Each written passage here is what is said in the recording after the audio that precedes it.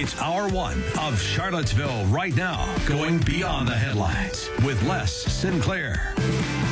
This is Charlottesville Right Now, the afternoon news magazine show that goes beyond the headlines. And as you prepare for the holidays, you may be thinking about getting on a plane, and you may be thinking about heading somewhere and not getting sick. Well, we're here to help you out. We have a cleaning industry expert online with us, and Debbie joins us. Debbie, pronounce your last name for me. I don't want to mispronounce it.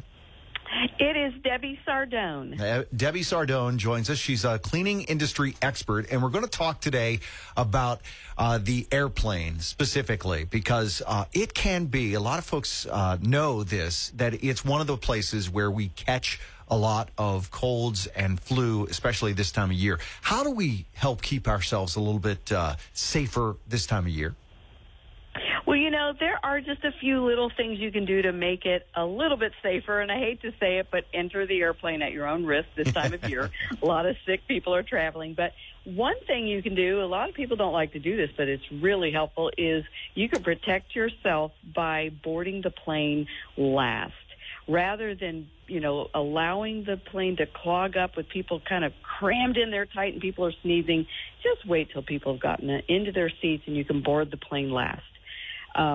Something else you can do, a lot of people don't think about, is sit in the window seat. Now, why is that? On the aisle. Why? That way you're a little bit away from everybody else who's coughing and sneezing and all the germs are flying around in the middle. You're a little bit closer to the aisle. And then, of course, reach up and open up that air vent and circulate the air around you to move germs around so that they're not just hovering right over your head. I read something just about that the other day, how a lot of folks think that the air recirculates and that you're going to get sick from that air in the vent.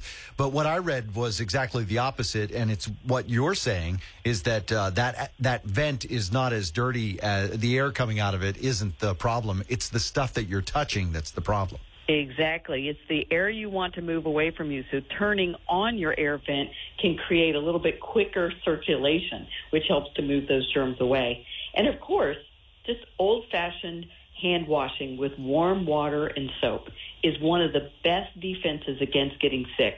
Wash your hands more frequently because you're going to be touching your eyes, your nose, your mouth, as you've been touching everything else. And bring those little hand sanitizers with you. Keep them in your pocket for when you cannot get to a lavatory to wash your hands with soap and water. We're talking with Debbie Sardone, an internationally known cleaning industry expert. We're talking with her about how to stay a little bit healthier, keep the germs at bay when you're traveling this holiday season.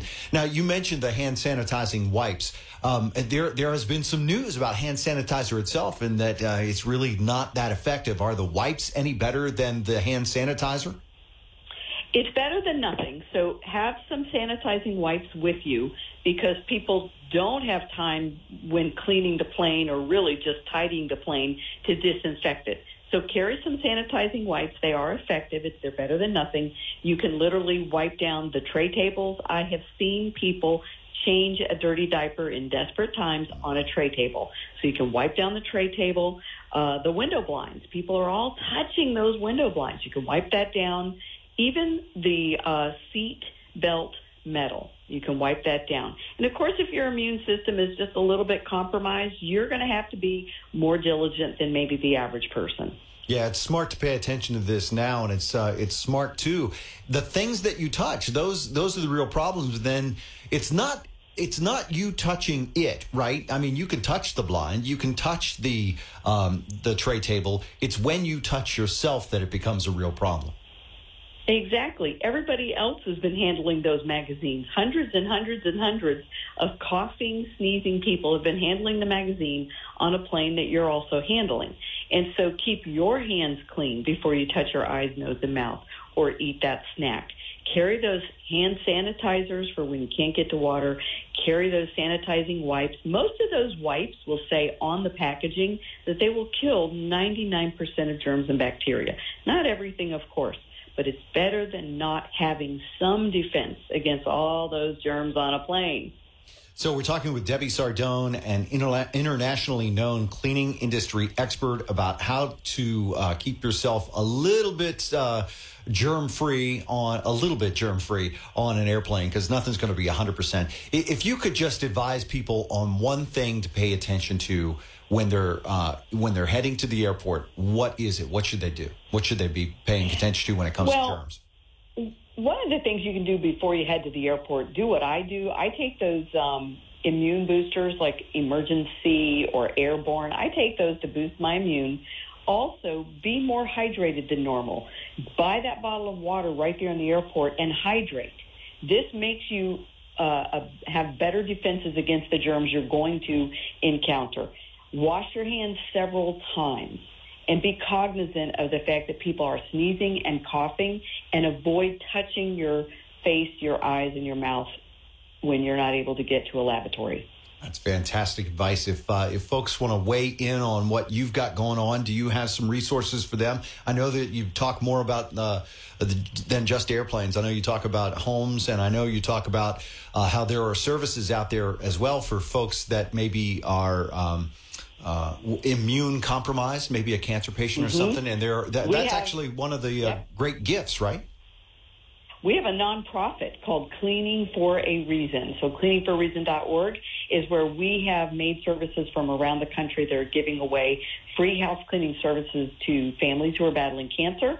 And then, of course, I have tons of cleaning tips for the home, from sanitization to healthy cleaning with non-toxic products at speedcleaning.com. All right, speedcleaning.com. We'll put a link to that in the podcast notes of this as well. And I do want to emphasize, this is the time of the year when folks are thinking about giving.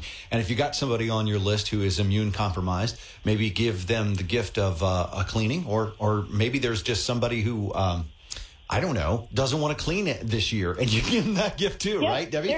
There is nothing better than a clean house. It feels good. It puts you in a good mood. And giving house cleaning as a gift is the best gift somebody could receive. It will be unique. It won't be the same old, and they will absolutely love you for it. Every week when your house is clean, they will be going, I love them. I love that person. That's right. Perfect gift for a daughter-in-law with a new baby. You will be in like Flint. I love it. Debbie Sardone, internationally known cleaning expert, and we're talking with her today about staying a little bit cleaner when you head to the airport. Debbie, I appreciate your time here this afternoon. Thank you so much. Thank you. Yeah, great information there.